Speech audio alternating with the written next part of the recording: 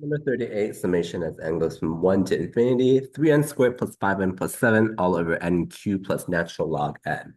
So we can use our foolproof method here. This looks like a rational function. The only problem that you might be thinking is, well, there's a natural log. That's not a power of n.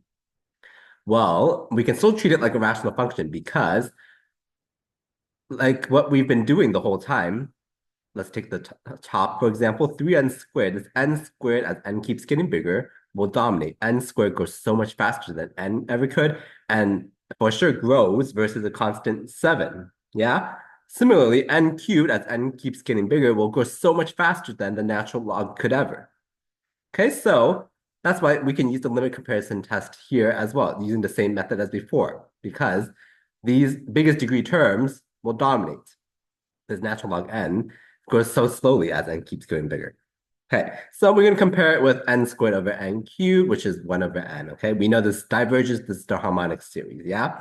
So limit as n goes to infinity, original guy, divide by the one we want to compare with, divided by 1 over n. Same thing as multiplying by n.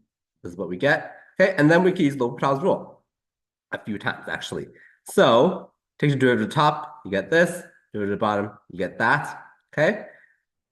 Actually, I don't think I did L'Hopital's rule again because here I just did some algebra. I multiplied by n on the top and the bottom.